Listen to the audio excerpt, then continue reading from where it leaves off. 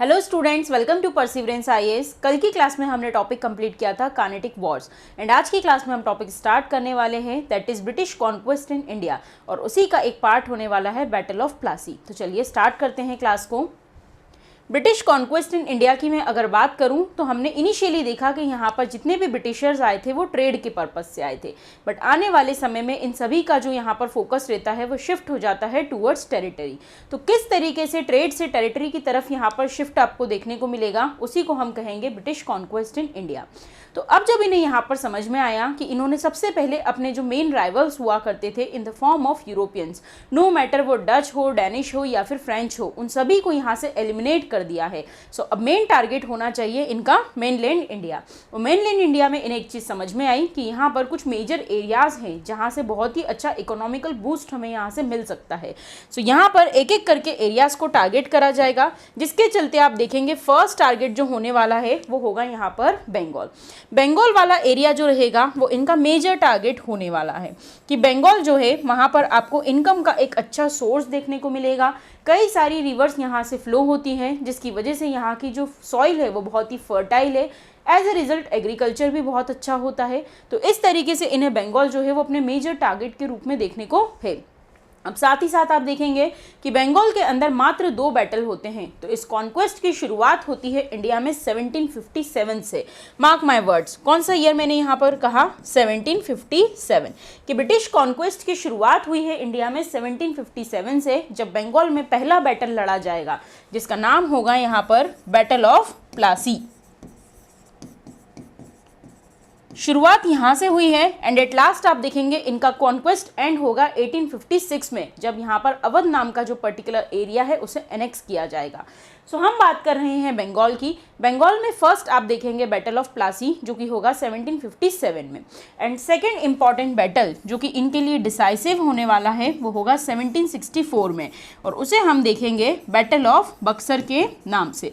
सो मात्र ये 2 बैटल इन्होंने इंडिया में फाइट करे और बंगाल वाला जो एरिया है वो डायरेक्टली इनके कंट्रोल में आ चुका था। उस पर्टिकुलर एरिया पर इनके रूल्स एंड रेगुलेशन यहाँ पर स्टार्ट हो चुके थे। तो बच्चों टॉपिक पढ़ रहे हैं हम ब्रिटिश कॉन्क्वेस्ट। सो कॉन्क्वेस्ट के चलते हमने फर्स्ट मेजर टारगेट देखा इन लोगों का बंगाल। अब बंगाल के बाद अगर मैं देखूं तो यहाँ पर आपको देखने को मिलेगा नेक्स्ट टारगेट रहता है साउथ में मैसूर वाला रीजन। मैसूर में इन्हें यहाँ पर हैदर अली का राइज होता नजर आता है और साथ ही साथ ये उसके नेटिव नेबर्स वगैरह को भी अच्छा नहीं लगता है।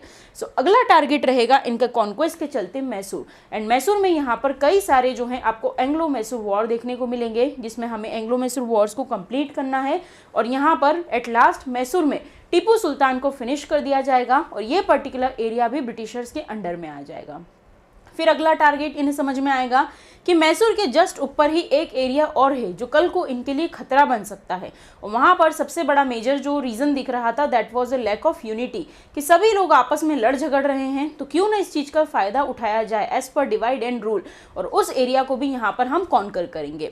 तो मैसूर के बाद नेक्स्ट टारगेट आपको यहाँ पर देखने को मिलेगा जो कि होगा इन the form of Marathas, and Marathas के साथ आप देखेंगे एंग्लो मराठा वॉर, और एंग्लो मराठा वॉर के चलते एंड में मराठा वाला एरिया भी यहाँ पर ब्रिटिशर्स के अंडर में आ जाएगा। फिर यहीं पास में आपको जो है हैदराबाद वाला रीजन देखने को मिलेगा। हैदराबाद के निज़ाम के साथ किसी तरीके की ट्रीटीज़ वगैरह करी जाएंगी एंड वो एरिया को भी ये डायरेक्टली और इनडायरेक्टली अपने अंडर में ले लेंगे। तो इस तरीके से इन्होंने यहाँ पर more than 50% area of India जो है उसे धीरे धीरे कर कॉन्क्वेस्ट कर लिया था। एंड लेटर ऑन नॉर्थ में भी जो मेजर रीजन है जिसमें आपको रीजन में पंजाब और सिंध वाला एरिया देखने को मिलेगा। तो जो पंजाब और सिंध वाला एरिया है यहाँ पर एंग्लो सिख वॉर होंगे मात्र 2, और ये एरिया भी ब्रिटिशर्स के अंडर में आ जाएगा। सो हमने यहाँ पर देखा कि भाई इनकी शुरुआत कौन से ईयर से हुई थी? 1600 से। 1600 से इनकी शुरुआत हुई है। इंडिया में फर्स्ट बैटल इन्होंने फाइट करा है 1757 में, और इस तरीके से धीरे धीरे कर ये यहाँ पर एरिया को बढ़ाते जाएंगे टिल 1856। 1856 तो सब कुछ इनका चलता रहेगा एंड एट लास्ट यहाँ पर एक बहुत ही बड़ा रिवॉल्ट होगा जिसे हिस्ट्री में आप रिवॉल्ट ऑफ 1857 के नाम से जानते हैं। सो आज की क्लास में हमें पढ़ना है ब्रिटिश कॉन्क्वेस्ट इन इंडिया, और इसी के चलते हम अपने टॉपिक की शुरुआत करेंगे बंगाल से। तो चलिए स्टार्ट करते हैं।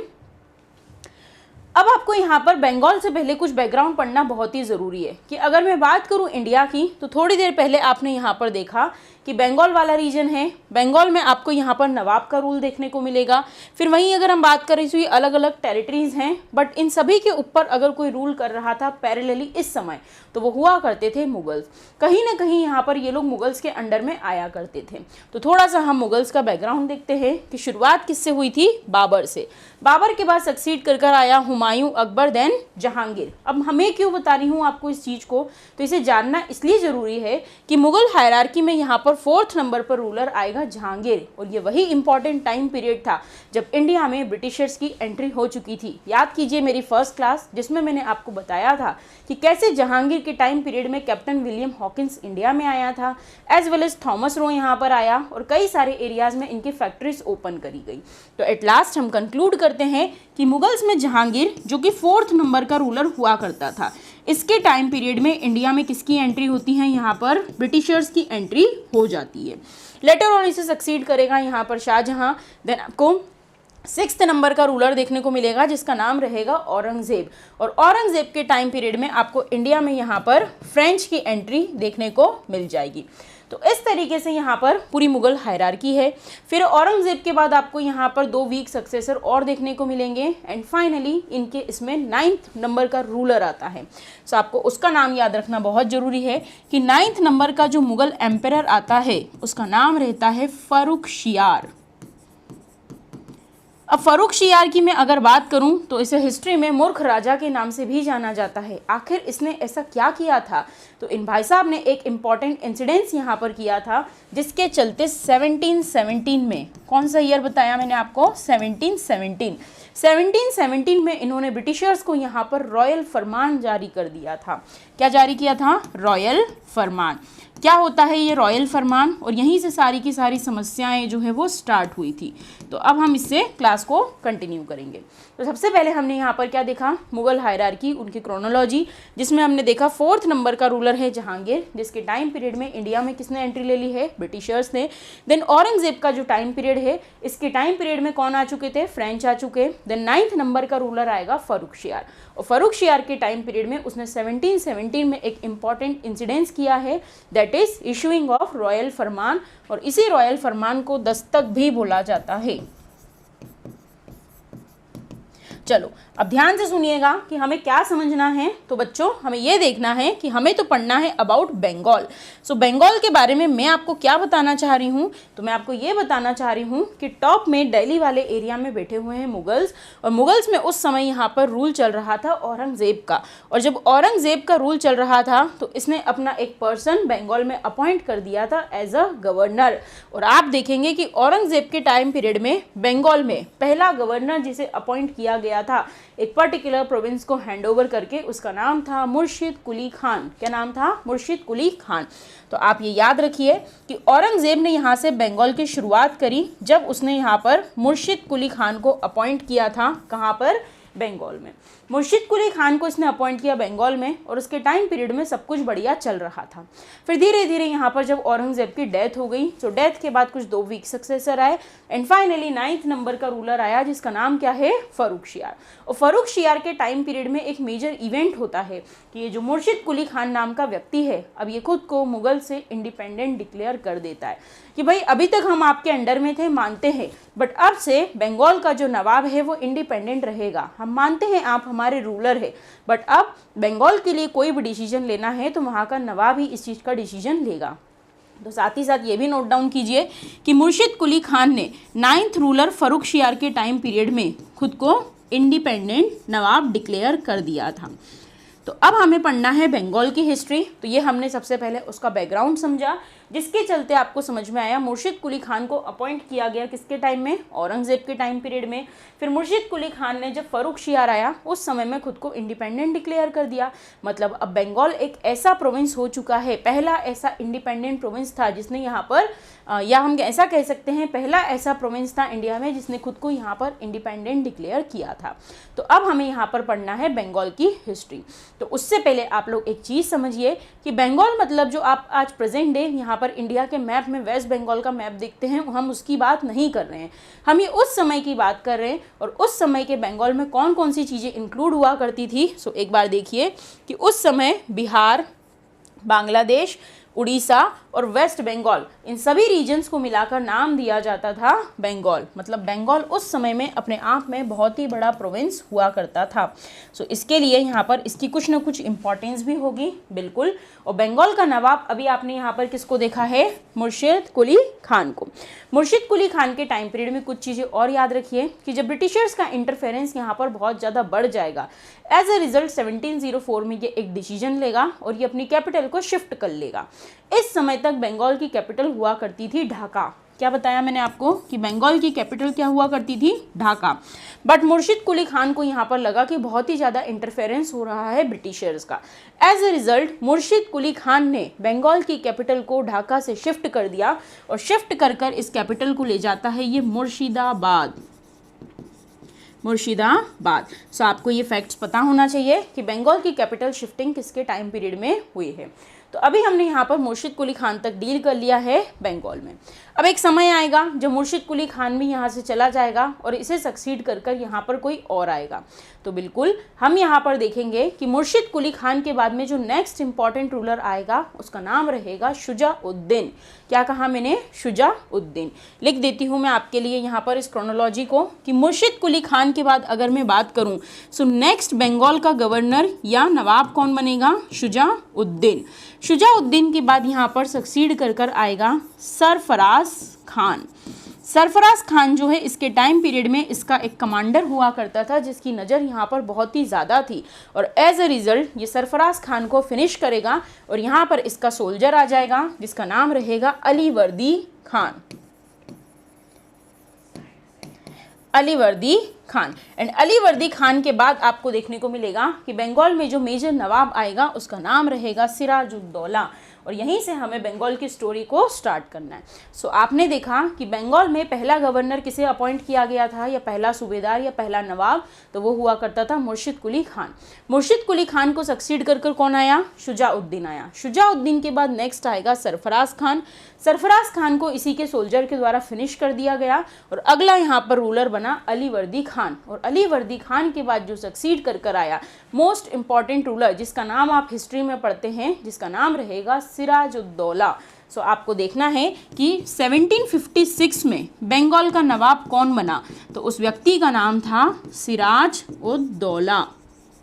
चलो तो अब हम कहाँ तक आ चुके हैं, 1756 तक, और यहीं से हमें स्टोरी को स्टार्ट करना है। तो आप लोगों को ये बात पता है कि ब्रिटिशर्स की एंट्री 1600 में इंडिया में हो चुकी है एंड आने के बाद उन्होंने अलग अलग जगह पर अपने सेटलमेंट्स इस्टेब्लिश करे थे।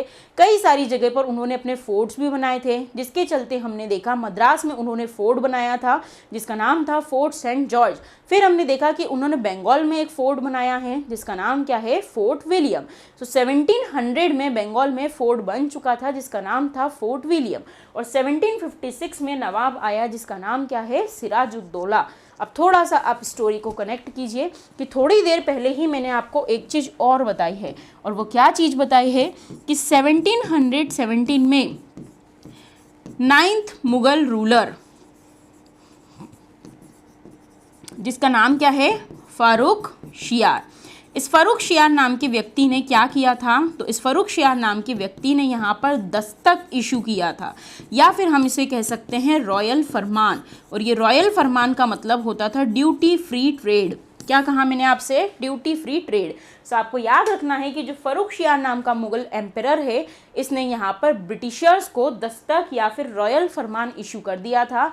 एक बार सिंपली आपको बता देती हूँ कि इसका मतलब क्या था। तो इसका मतलब था ड्यूटी फ्री ट्रेड, और ड्यूटी फ्री ट्रेड करने के इन्हें परमिशन जिन 3 एरिया में दी गई थी उसमें एक एरिया था आपका बंगाल, दूसरा एरिया हुआ करता था डेक्कन और थर्ड एरिया हुआ करता था गुजरात।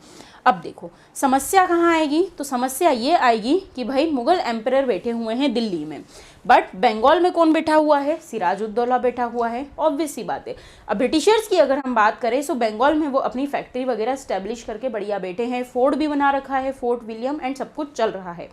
अब क्या होगा, अगर ये बंगाल में ट्रेड कर रहे हैं तो इसके लिए इन्हें यहाँ पर बंगाल के नवाब को भी कुछ ना कुछ ड्यूटीज़ वगैरह देनी होती थी। हर जगह चेक पोस्ट वगैरह लगा हुआ करते थे जिनके चलते इनसे टोल टैक्स वगैरह वसूला जाता था, अलग अलग तरीके के टैक्सेस लिए जाते थे। आने वाले समय में ब्रिटिशर्स को एहसास होगा कि यार हम लोग जितना कुछ भी कमाते हैं वो आधा किसको चला जाता है, बंगाल के नवाब को, आधा चला जाता है मुगल एम्परर को, तो फिर ऐसे में क्या किया जाए। इसके चलते यहाँ पर ब्रिटिशर एक स्टेप लेते हैं कि वो बंगाल के नवाब से परमिशन नहीं लेंगे, वो सीधे चले जाते हैं मुगल एम्परर के पास, जो कि उनका हेड हुआ करता था 1717 में, और उसका नाम क्या था, फर्रुखशियार। वो गए फर्रुखशियार के पास और उसको यहाँ पर खुश करा और उससे परमिशन ले ली, और उसने खुश होकर यहाँ पर रॉयल फरमान जारी कर दिया कि ठीक है जाओ मजे करो, आज से आपको क्या करना है, तो अगर आपको बंगाल में ट्रेड करना है या फिर डेक्कन में या फिर गुजरात में, तो अब आप ड्यूटी फ्री ट्रेड कर सकते हो, आपको बंगाल के नवाब को किसी तरीके का कोई भी रेम्यूनरेशन पे करने की ज़रूरत नहीं है। तो एक बात मुझे बताइए कि आप क्या ये बात जो है वो बंगाल के नवाब को अच्छी लगेगी? बिल्कुल अच्छी नहीं लगेगी। आपने तो उसका हक यहाँ पर मार दिया है, तो ऐसे में कैसे चल पाएगा। तो सबसे बड़ा जो यहाँ पर कॉन्फ्लिक्ट का कारण था that was the reason of Dastak. तो यहाँ पर आप देखेंगे कि मुगल एम्परर और या फिर हम कहें यहाँ पर सिराजुद्दौला और ब्रिटिशर्स के बीच में कहीं ना कहीं मनमुटाव हो जाएगा। क्यों? क्योंकि इन्होंने यहाँ पर अथॉरिटी को बाईपास कर दिया है। इन्हें यहाँ पर बंगाल के नवाब से परमिशन लेनी थी, बट ये उसके हेड से ले आए जिसका नाम क्या है, मुगल एम्परर या फिर फर्रुखशियार। तो यहाँ से इन लोगों के बीच में आपको कॉन्फ्लिक्ट ऑफ इंटरेस्ट देखने को मिलेगा कि कहीं ना कहीं यहाँ पर इन्होंने अथॉरिटी को बाईपास करा, और ये बात यहाँ पर सिराजुद्दौला को बिल्कुल भी अच्छी नहीं लगी। ठीक है, बट अभी भी उसने कुछ नहीं बोला कि चलो आप मेरे ऊपर से जाके परमिशन ले आए हो, कोई दिक्कत नहीं है। बट कहीं ना कहीं अब ब्रिटिशर्स उसकी आंख में खटक रहे हैं कि आपने ये क्या हरकत दे दी, उसके एरिया में रहकर ही आप उसकी बात सुनने के लिए रेडी नहीं है, और यहीं से ये सारी लड़ाई जो है वो स्टार्ट होगी। तो यहाँ तक की चीज़ों को याद रखिएगा कि इन सब के कारण ही इन सब में क्या स्टार्ट होता है, so that is conflict of interest. और 1756 में बंगाल का नवाब आपको कौन नजर आ रहा है यहाँ पर, सिराजुद्दौला। इसी के साथ आप सभी के लिए एक अच्छी गुड न्यूज़ है कि अगर आप घर बैठे एमपीपीएससी और यूपीएससी की तैयारी करना चाहते हैं, तो परसिवरेंस आईएएस लेकर आया है आप सभी के लिए बहुत ही अच्छा चांस, जिसके चलते आप यहां पर परसिवरेंस आईएएस के एप्लीकेशन को प्ले स्टोर से डाउनलोड कर सकते हैं, एंड वहां पर आपको डेमो वीडियोज़ वगैरह भी अवेलेबल हो जाएंगे, एंड 1 ईयर का कोर्स आपके लिए अवेलेबल रहेगा, जिसमें प्रिपरेशन आपको प्री प्लस मेन्स के इंटीग्रेटेड फॉर्म में देखने को मिलेगी। तो आप चाहे तो उस कोर्स को वहाँ से नॉमिनल रेट्स में एनरोल भी कर सकते हैं, साथ ही साथ यूट्यूब चैनल को सब्सक्राइब कर सकते हैं एंड वीडियो को लाइक कर सकते हैं फॉर फर्दर वीडियोस। तो हम टॉपिक पढ़ रहे थे ब्रिटिश कॉन्क्वेस्ट इन इंडिया। तो ये जो अभी तक की स्टोरी मैंने आपको बताई है, एक बार आप स्लाइड पे देख लीजिए कि इसकी स्टार्टिंग कहाँ से हुई थी, 1757 से, जिसमें पहला बैटल लड़ा गया था जिसका नाम क्या था यहाँ पर, battle of Plassey, and later on 1856 तक ये सब चलेगा, एंड 1857 में जब रिवॉल्ट होगा सो उसके बाद आपको इनका रूल देखने को नहीं मिलेगा। ठीक है, सो इस तरीके से यहाँ पर 50% टेरिटरी जो है वो ब्रिटिशर्स के द्वारा कॉन्क्वेस्ट कर ली गई थी। तो यही सब चीज़ें यहाँ पर आपके लिए मैंने लिख रखी है। अब ये देखिए, अभी मैंने आपको बताया कि 1717 में मुर्शिद कुली खान जो है उसने खुद को यहाँ पर इंडिपेंडेंट डिक्लेयर कर लिया था, एंड बाद में ये सारे नवाब यहाँ पर आए। सिराजुद्दौला जो है वो 1756 में पावर में आएगा, और यहीं से ये सारी प्रॉब्लम स्टार्ट होती है। तो चलिए, अभी तक मैंने आपको बताया इन दोनों के बीच में, मतलब मैं बात कर रही हूँ ब्रिटिशर्स की और बंगाल के नवाब की, जिसका नाम क्या है, सिराजुद्दौला। सो इन दोनों के बीच में अगर कहीं पर कॉन्फ्लिक्ट हो रहा था इंटरेस्ट को लेकर, सो उसका सबसे बड़ा रीज़न क्या था यहाँ पर, तो वो दस्तक वाला इशू जो फर्रुखशियार के कारण हुआ था। ठीक है, यहाँ तक चीज़ें समझ में आई? बिल्कुल। अब क्या है, आपको रहना तो वहाँ पर बंगाल के नवाब के एरिया में ही है, तो अगर वो कोई भी बात बोलता है तो अब ये बनता है कि आप उसकी बात को मान ले। तो इसी के चलते यहाँ पर ये होता है कि ब्रिटिशर्स जो है वो और ज़्यादा फोर्टिफिकेशन करना चाह रहे थे। उन्होंने यहाँ पर बताया कि देखो हमारे सेटलमेंट्स तो हैं ही, साथ ही साथ फ्रेंच के भी सेटलमेंट्स हैं, सो हो सकता है कभी वो लोग हम पर अटैक कर दें, तो हम अपने आप को थोड़ा और स्ट्रॉन्ग करना चाहते हैं। और उसी के चलते ब्रिटिशर्स पहुँचते हैं सिराजुद्दौला के पास, और सिराजुद्दौला से यहाँ पर परमिशन मांगते हैं फोर्टिफिकेशन की, कि हम लोग और फोर्ट्स वगैरह यहाँ पर बनाना चाहते हैं। नवाब तो पहले से ही यहाँ पर गुस्से में बैठा है, क्यों, उस दस्तक वाली बात अभी भी याद है, बिल्कुल। तो उसने बोला कि यहाँ पर कोई फोर्टिफिकेशन नहीं होगा। साथ ही साथ उसने सभी के लिए ऑर्डर्स दिए, जिसमें आप देखेंगे कि यहाँ पर फ्रेंच के लिए ऑर्डर दिया गया, ब्रिटिशर्स के लिए ऑर्डर दिया गया, साथ ही साथ डच को भी ऑर्डर दिया गया कि आप सभी जो है यहाँ पर जितने भी फोर्ट्स वगैरह बना रखे हैं इन सभी को जल्द से जल्द डिमोलिश कर दीजिए, और अब मेरे एरिया में ये सब चीज़ें यहाँ पर नहीं चल पाएगी। इसके चलते फ्रेंच ने इसका ऑर्डर माना, डच ने इसका ऑर्डर माना, बट ब्रिटिशर्स ने इसके ऑर्डर को यहाँ पर डिसओबे कर दिया। और ये बात फिर से किसको बुरी लगेगी? सिराजुद्दौला को बुरी लगेगी। तो ये इशू यही था कि यहाँ पर फोर्टिफिकेशन की परमिशन नहीं दी गई थी और साथ ही साथ बोला गया था कि जो आपके फर्दर यहाँ पर फोर्ट्स हैं उन सबको भी डिमोलिश किया जाए। तो दूसरा इशू आपको इनके बीच में समझ में आया, इशू ऑफ फोर्टिफिकेशन। सो अब ये सब चीज़ें यहाँ पर हो गई। तो अब ये लोग जो है इस तरीके से इनका कहना बिल्कुल भी मान ही नहीं रहे थे। सो नवाब को आता है गुस्सा कि ब्रिटिशर्स को रहना तो मेरे एरिया में ही है बट मेरी बात तो बिल्कुल भी नहीं मानते हैं, और गुस्से में आकर वो ब्रिटिशर्स के फोर्ट पर अटैक कर देता है। और बंगाल में उनका एक फोर्ट है, कमेंट में आप उसका नाम बता सकते हैं, जो मैंने आपको थोड़ी देर पहले ही भी बताया है। सो अब कहानी में हम कहाँ तक आ चुके हैं कि जो नवाब है जिसका नाम क्या है? सिराजुद्दौला, वो बंगाल का नवाब है। उसे गुस्सा आया कि आपने फोर्ट वाले इशू को लेकर मेरी बात को नहीं माना। सो नवाब ने डिसाइड किया कि कोई बात नहीं, इनका ट्रीटमेंट अभी करते हैं। उसके चलते उसने अपनी आर्मी को लिया और इस आर्मी को लेकर वो अटैक कर देता है ब्रिटिशर्स के रेसिडेंस पर। और वो रेसिडेंस बंगाल में किस जगह पर है? सो वो आपको देखने को मिलेगा फोर्ट विलियम में। फोर्ट विलियम में यहाँ पर सिराजुद्दौला जो है जाकर अटैक कर देता है और उसे वहाँ पर जितने भी लोग मिलते हैं, बोला जाता है करीबन 146 लोग वहाँ पर पाए गए थे, उन सभी को इसने एक छोटे से रूम के अंदर लॉक कर दिया, वहाँ से चला गया। और अगले दिन जब उस रूम को खोला गया तो उसमें देखा गया मात्र 15-16 लोग ही बचे गए थे। बाकी जितने भी लोग हुआ करते थे उन सभी की सफोकेशन के कारण यहाँ पर डेथ हो गई थी। इस इंसिडेंस को हिस्ट्री में ब्लैक होल ऑफ ट्रेजेडी के नाम से भी जाना जाता है या ब्लैक होल ऑफ कलकत्ता के नाम से भी जाना जाता है। डेट आपको इसकी मैं बता देती हूँ, दैट इज 28 जून। तो 20 जून को ये पर्टिकुलर इंसिडेंस जो है यहाँ पर हुआ था। अब ये इंसिडेंस यहाँ पर हुआ है, आप देख पा रहे हैं इस पिक्चर में किस तरीके से अगले दिन लोग यहाँ पर जो है डेड पाए गए थे। बाद में कई सारे हिस्टोरियंस ने इस चीज़ को लेकर स्टेटमेंट भी दिए हैं जो कि कंट्रोवर्शियल है। बोला जाता है कि एक्चुअल में ऐसा कोई इंसिडेंस हुआ ही नहीं था, ये यहाँ के नवाब को बदनाम करने के लिए एक तरीके की कॉन्स्पिरेसी रची गई थी। सो अभी तक हमने देखा कि इस इवेंट के कारण क्या हुआ है यहाँ पर। So that is black hole tragedy. Black hole tragedy हो गई। अब जब ब्लैक होल ट्रेजेडी हुई है बंगाल में, तो आप देख पा रहे थे लास्ट क्लास में आपने यहाँ पर पढ़ा था कि नीचे मद्रास में इनका हेडक्वार्टर हुआ करता था। सो नीचे ब्रिटिशर्स कहाँ पर बैठे हैं? मद्रास में बैठे।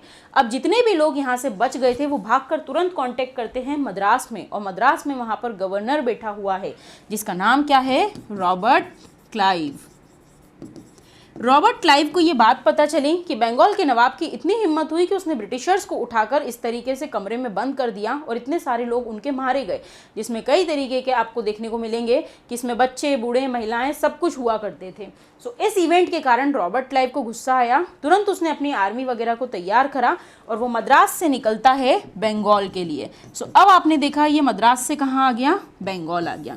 दोनों की आर्मी आमने सामने खड़ी है, इसलिए मैंने बीच में वर्सेस भी लिख दिया है। सो यहाँ पर आप देखेंगे बंगाल का नवाब है जिसका नाम क्या है? सिराजुद्दौला, और नीचे मद्रास से कौन निकल चुका है? Robert Clive. दोनों की आर्मी आमने सामने खड़ी थी, दोनों का कन्फ्रंटेशन होता है जिसमें रॉबर्ट क्लाइव यहाँ पर भारी पड़ता है सिराजुद्दौला पर, क्योंकि वो तो गुस्से में आया था, पूरी तैयारी के साथ आया, और जब देखा गया कि स्थिति यहाँ पर कंट्रोल में नहीं हो रही है तो दोनों के बीच में नेगोशिएशंस होते हैं। एज ए रिजल्ट यहाँ पर एक ट्रीटी होती है मोस्ट फेमस, जिसे हम जानते हैं ट्रीटी ऑफ अलीनगर के नाम से। सो ट्रीटी ऑफ अलीनगर जो है वो कौन से इंसिडेंट्स के बाद हुई है? सो वो ब्लैक होल ट्रेजेडी के बाद हुई है। इस ट्रीटी में जो राइट्स पहले से ही ब्रिटिशर्स के पास हुआ करते थे बट नवाब एग्री नहीं कर रहा था, उन राइट्स को दोबारा ब्रिटिशर्स को दिया जाता है, जिसमें पहला राइट उन्हें दिया जाता है rights of minting of coins. Second में बोला जाता है नो टैक्सेशन, आपसे किसी तरीके का कोई टैक्स नहीं लेंगे, आप लोग ड्यूटी फ्री ट्रेड कर सकते हैं। थर्ड, फोर्ट विलियम जो है वो अगेन किसको दे दिया जाता है? ब्रिटिशर्स को दे दिया जाता है, and they were allowed to keep army. So अभी आपने कौन सी ट्रीटी पढ़ी यहाँ पर? Treaty of Alinagar. तो अभी तक बच्चों आपको एक बात समझ में आई कि सिराजुद्दौला और ब्रिटिशर्स के बीच में कोई ना कोई टसल जो है वो यहाँ पर चल रही है, जिसके चलते एक ट्रीटी हुई है जिसका नाम क्या है? Treaty of Alinagar.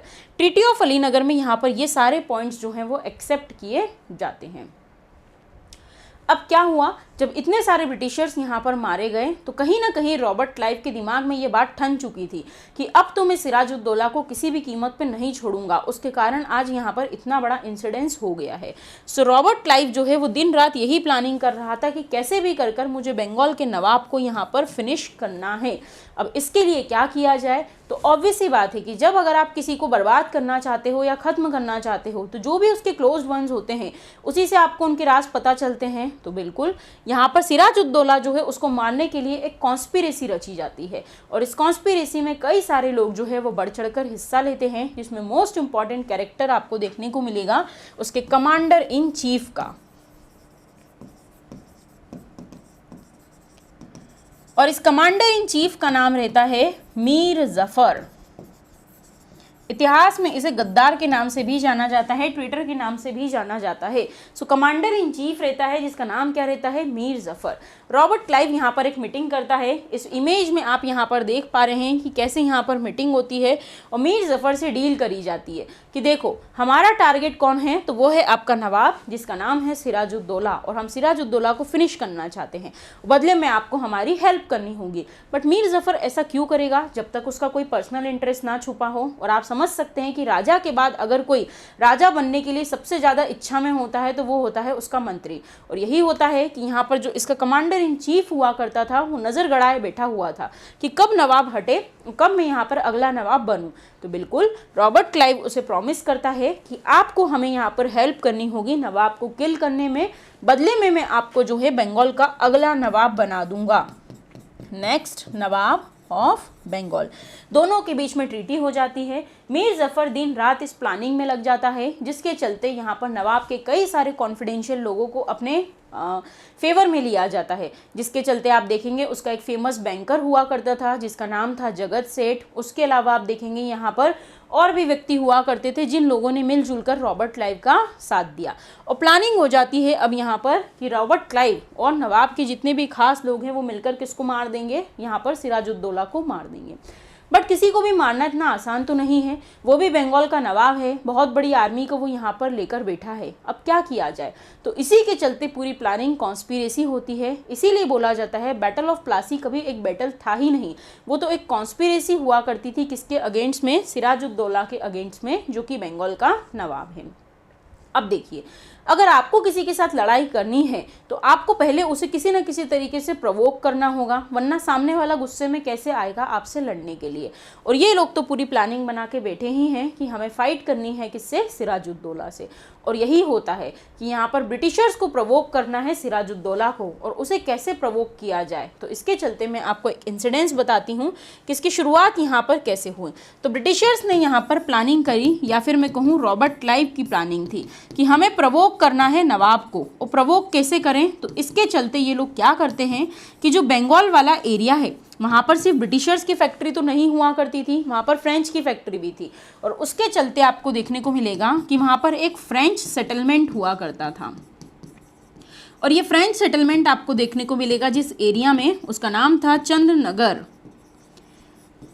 तो ब्रिटिशर्स ने यहाँ पर इन्हें प्रवोक करने के लिए क्या किया कि बंगाल में जो फ्रेंच का एरिया है उस पर अटैक कर दिया। अब अगर आप यहाँ पर फ्रेंच पर अटैक कर रहे हो, मतलब डायरेक्टली और इनडायरेक्टली आप किसके एरिया में अटैक कर रहे हो, सिराजुद्दौला के एरिया में अटैक कर रहे हो। और नवाब तो वैसे ही गुस्साए बैठा था लास्ट टाइम जो कुछ भी हुआ था उससे। तो यहाँ पर नवाब ने ये सब बातें डिस्कशन करी अपने कमांडर इन चीफ से जिसका नाम है मीर जफर। और मीर जफर को बोला कि देखो ब्रिटिशर्स की फिर से इतनी हिम्मत हो गई है, अभी थोड़े दिन पहले तो ब्लैक होल ट्रेजेडी हुआ है और फिर से इनकी इतनी हिम्मत हो गई है कि इन्होंने फ्रेंच सेटलमेंट पर अटैक कर दिया। और फ्रेंच सेटलमेंट पर अटैक मतलब आप डायरेक्टली और इनडायरेक्टली किसे चैलेंज कर रहे हैं, सिराजुद्दौला को चैलेंज कर रहे हैं। और मीर जफर ने पहले से ही किससे हाथ मिला रखा है, रॉबर्ट क्लाइव से, जो कि एक ब्रिटिश गवर्नर है। सो अब यहाँ पर यह होता है कि मीर जफर सिराजुद्दौला को एडवाइस करेगा कि नवाब मेरे पास एक एडवाइस है कि हम लोग इनके साथ एक प्रॉपर बैटल करते हैं और इन लोगों को अब की बार बंगाल से कंप्लीटली एक्सपेल कर देंगे या खदेड़ देंगे। अब जब यहाँ पर ये सब चीज़ें हो जाती हैं तो फाइनली मीर जफर जो है वो नवाब को बोलता है कि नवाब मेरे पास एक आइडिया है कि हमें इनके साथ एक प्रॉपर बैटल करना चाहिए। और बिल्कुल डिसाइड होता है, एज ए रिजल्ट यहाँ पर डेट डिसाइड होती है 23 जून। 1757, 23 जून 1757 जगह का नाम रहेगा प्लासी। एक्चुअल में यहाँ पर पलाश के ट्री पाए जाते थे और इसी वजह से इस जगह का नाम पड़ा था प्लासी। ये क्वेश्चन प्रीवियसली यूपीएससी में आ भी चुका है। सो यहाँ पर 23 जून 1757 को फाइनली प्लासी नाम की जगह पर बैटल डिसाइड किया जाता है। दोनों की आर्मी आमने सामने आती है। अब आप खुद समझ सकते हो दोनों की आर्मी मतलब मैं किसकी बात कर रही हूँ। सो एक साइड पर रहेगा यहाँ पर रॉबर्ट क्लाइव वर्सेस हम देख लेते हैं सिराजुद्दौला। दोनों की आर्मी आमने सामने खड़ी होती है और सिराजुद्दौला के साथ कौन खड़ा होता है, मीर जफर। और 23 जून 1757 को बैटल होता है इतिहास में, जिसे हम बैटल ऑफ प्लासी के नाम से भी जानते हैं। इस बैटल के अंदर जैसे ही शुरुआत होती है कुछ 2-4-5 सैनिक यहाँ पर मारे जाते हैं एंड मीर जफर यहाँ पर नवाब से कुछ बात करता है और उस बात में ये वो बोलता है कि नवाब देखिए आप हमारे लिए बहुत ही ज़्यादा कीमती हैं। सो अगर आप बैटल फील्ड में रहेंगे और अगर आपको कुछ हो गया तो ये तो बहुत ही गलत होगा। सो मेरा एक सजेशन है आप खुद को सेफ रखो, इस बैटल को हम लड़ लेंगे। तो बोले क्या करूँ फिर? तो बोले आप ऐसा कीजिए, आप यहाँ पर इस रणभूमि को छोड़िए और इस जगह से आप चले जाइए दोबारा अपने पैलेस में। और यही होता है, सिराजुद्दौला यहाँ पर मीर जफर के सजेशन को मान लेता है और वो इस जगह को छोड़कर चला जाता है अपने रॉयल पैलेस में। और जब वो यहाँ पर रॉयल पैलेस में पहुँचता है सो इस रॉयल पैलेस में ऑलरेडी मीर जफर का बेटा जिसका नाम रहता है मीर मीरान, ये मीर मीरान नाम का व्यक्ति ऑलरेडी यहाँ पर सिराजुद्दौला का वेट कर रहा होता है। और जैसे ही सिराजुद्दौला यहाँ पर पहुँचता है उन मीर मीरान के द्वारा उसको यहाँ पर मार दिया जाता है। सो अब इस बैटल का कंक्लूजन क्या हुआ कि वो सभी खड़े हैं यहाँ बैटल फील्ड में जिसमें आमने सामने आर्मी खड़ी है और वहाँ पर पीछे से आप देखोगे कि सिराजुद्दौला नाम का जो नवाब है उसका मर्डर कर दिया जाता है, उसे किल कर दिया जाता है। तो आप देखेंगे यहाँ पर कि इस तरीके से ये बैटल हुआ था, जिसे हिस्टोरियंस कहते हैं कि एक्चुअल में ये कभी एक बैटल था ही नहीं। क्यों? क्योंकि बैटल में तो ब्लडशेड होता है, फाइट्स होती हैं, बट एक्चुअल में इस बैटल में कोई यहाँ पर ब्लडशेड नहीं हुआ, बल्कि ये तो एक कॉन्स्पिरेसी हुआ करती थी सिर्फ और सिर्फ किसे मारने के लिए, सिराजुद्दौला को मारने के लिए। सो आज की क्लास में हमने यहाँ पर कंप्लीट किया है बैटल ऑफ प्लासी। एक बार ये देख लीजिए, बैटल ऑफ प्लासी की अगर हम बात करें सो इसका इमीडिएट कारण जिसने स्पार्क का काम करा था वो क्या था, black hole tragedy incidents. Black hole tragedy ही मैंने आपको थोड़ी देर पहले पढ़ाई है, जिसमें मैंने आपको बताया कि एक इंसिडेंस हुआ था जिसमें एक रूम में सभी ब्रिटिशर्स को बंद कर दिया गया था। एज वेल एज ब्रिटिशर्स हमेशा ही यहाँ पर बंगाल के इंटरनल मैटर में इंटरफेरेंस करते रहते थे और इसके कारण भी कई सारे यहाँ पर कॉन्फ्लिक्ट्स होते थे। Nextly we dealt with the issue of fortification, कि फोर्टिफिकेशन का इशू था, सभी ने माना बट ब्रिटिशर्स ने यहाँ पर इस चीज़ को डिसओबे कर दिया। सेकेंडली मिसयूज ऑफ दस्तक हो रहा था। दस्तक किसने इशू किया था? फर्रुखशियान ने इशू किया था 1717 में। इशू किसे किया था? ब्रिटिशर्स को। बट ब्रिटिशर्स यहाँ पर क्या चालाकी कर रहे थे कि इस दस्तक को वो लोगों को सेल कर देते थे कमीशन पे, उनसे कुछ पैसे ले लेते थे और दूसरों को भी अलाउ कर रहे थे यहाँ पर ड्यूटी फ्री ट्रेड के लिए। और ये बात पता चल गई थी सिराजुद्दौला को कि यहाँ पर मिसयूज हो रहा है दस्तक का, जिसके चलते उसने ब्रिटिशर्स को वार्न करा, बट ब्रिटिशर्स यहाँ पर उसकी बात को नहीं मानते। सो एक रीज़न ये हुआ करता था। थर्ड रीज़न की अगर मैं बात करूँ सो यहाँ पर ढाका का दीवान हुआ करता था जिसका नाम क्या था? राय वल्लभ। ये जो राय वल्लभ नाम का व्यक्ति था, माना जाता है कि इसने यहाँ पर बंगाल के नवाब सिराजुद्दौला के खिलाफ रिवॉल्ट कर दिया। अब भाई रिवॉल्ट कर दिया है तो नवाब ने तो उसे हरा दिया था, बट उसके बाद क्या होता है कि जब उसे हरा दिया गया तो ये राय वल्लभ नाम का जो व्यक्ति है ये भागकर शेल्टर मांगने पहुंच जाता है ब्रिटिशर्स के पास। और ब्रिटिशर्स में उस समय एक व्यक्ति रहता है जिसका नाम रहता है ड्रैक, और ये ड्रैक क्या करता है, राय वल्लभ को फोर्ट विलियम में शेल्टर दे देता है। तो ये तो कहीं ना कहीं आपने इन दोनों की दुश्मनी करा दी है, तो ये चीज़ भी नवाब को अच्छी नहीं लगेगी कि अब तुम मेरे दुश्मनों को शरण दे रहे हो। तो ये भी एक कारण था कि शेल्टर ऑफ राय वल्लभ या इशू ऑफ राय वल्लभ भी हम इसे बोल सकते हैं। ब्लैक हॉल ऑफ कैलकाटा हम पढ़ चुके हैं, जिसमें इस पर्टिकुलर एरिया के एक रूम में यहाँ पर इतने सारे लोग मारे गए थे। फाइनली 23 जून 1757 को ये बैटल हुआ। इस बैटल में आपको देखने को मिलेगा कि कौन लीड कर रहा था, रॉबर्ट क्लाइव, और उसके साथ एक व्यक्ति थे जिनका नाम था कर्नल वॉटसन, एंड एक साइड पर था सिराजुद्दौला और उसका कमांडर इन चीफ जिसका नाम है मीर जफर। एंड आगे की स्टोरी मैं आपको बता चुकी हूँ कि इस बैटल का एंड यहाँ पर क्या हुआ। एट लास्ट हम कंक्लूड करेंगे कि ये कोई बैटल था ही नहीं, ये सिर्फ और सिर्फ एक कॉन्स्पिरेसी हुआ करती थी, जिसके चलते याद करो वो मैंने जो आपको बताया है कि यहाँ पर मीर जफर को रॉबर्ट रॉबर्ट क्लाइव ने क्या प्रॉमिस किया था, तो बंगाल का अगला नवाब बनाने के लिए यहाँ पर प्रॉमिस दिया गया था। और यही होता है कि अगली बार यहाँ पर नवाब बनकर आपको कैंडिडेट देखने को मिलेगा मीर जफर। बट डायरेक्टली और इनडायरेक्टली बंगाल नाम का जो एरिया है वो अब किसके कंट्रोल में आ चुका है, ब्रिटिशर्स के कंट्रोल में आ चुका है। ये पहला उनका स्टेप था जो उन्होंने बंगाल में रखा था और अपने यहाँ पर उन्होंने एक तरीके से पैर जमाने की शुरुआत कर दी थी। सो इस तरीके से यहाँ पर बैटल ऑफ प्लासी जो है वो एंड होता है। साथ ही साथ आपको एक इन्फॉर्मेशन और देनी है कि परसिवरेंस आईएएस अब आपके लिए घर बैठे यहाँ पर तैयारी करने का मौका लाया है यूपीएससी और एमपीपीएससी की, जिसके चलते आप हमारा परसिवरेंस आईएएस का एप्लीकेशन प्ले स्टोर से डाउनलोड कर सकते हैं। वहाँ पर आपको कई सारे डेमो वीडियोस सभी सब्जेक्ट्स के देखने को मिल जाएंगे। 1 ईयर का कोर्स आपको वहाँ पर मिलेगा जिसकी वैलिडिटी जो रहेगी वो 1 ईयर है। ओके, एंड साथ ही साथ यहाँ पर प्री प्लस मेंस की इंटीग्रेटेड प्रिपरेशन भी कराई जाएगी। Thank you so much.